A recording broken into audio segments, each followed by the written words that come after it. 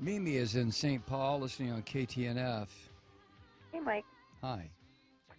Well, I'm confused. I want to talk about Israel. And so, can you even imagine any other country in the world allowing 530 rockets to fall before it took a step to defend itself?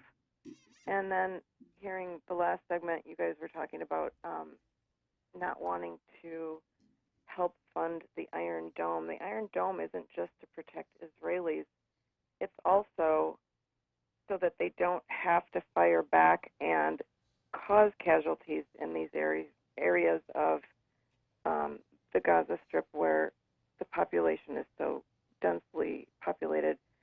I just don't know. Tell me what you think would be an acceptable. When are the Israelis supposed to defend themselves? How can they do that? Wait a second, Mimi. Let me just turn it around and ask you something. You are a family. You have lived in St. Paul, Minnesota, for your family and your antecedents for probably, let's say, 100 years. And all of a sudden, I show up on your doorstep, literally on your doorstep. And I say to you, Mimi, get out of this house. This is my house. Let me tell you why it's my house. It's my house because my religion says it's my house. Now get out.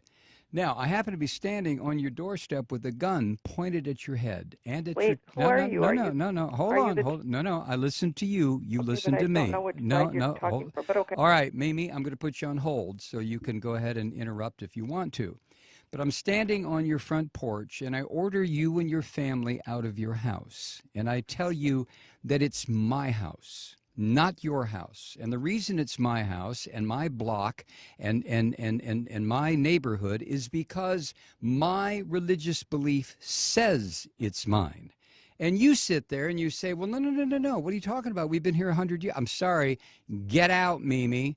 So you leave. And the reason you leave is because you know if you don't, I'm going to blow up your house and probably blow up your family. So you leave and you move down the street. And for the next 60 years, you sit there and you get very, very angry because I came into your house and told you to get out. So what you do, Mimi, you decide, well, I know what I'll do. I'm going to start throwing rocks at what used to be my house, and it'll break the windows. That'll make that damn Malloy move. So you start throwing rocks. And then I come outside and I say, Mimi, were you throwing rocks? And you look at me rather sheepishly. And that's when I level an RPG at you and your family and your house. And I pull the trigger, and all of a sudden, whoosh, you're all gone. Now, which of us is the terrorist? You tell me.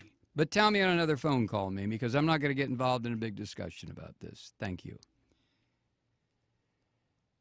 Wow. When does Israel have a right to defend itself? Well, when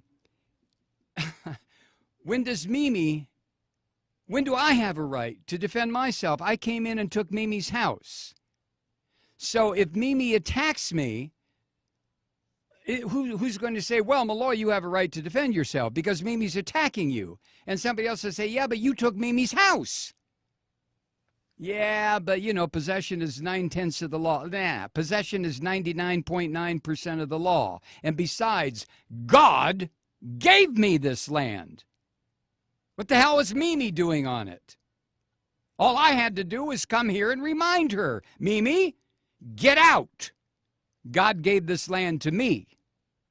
Now, if Mimi doesn't like that, she can go live in the little ghettoized area that I've set up for her near the Mississippi River in St. Paul, where there's bad electricity, bad water, the fish are no good to eat, and Mimi can stay there until hell freezes over. Or Mimi can throw rocks at my house. Used to be her house. In which case, I will level a couple of grenades at her. So the question, Mimi, is not, when do I have a right to defend myself? I stole your house. I stole your neighborhood. I stole your friend's house. I stole the corner grocery store. I took it all.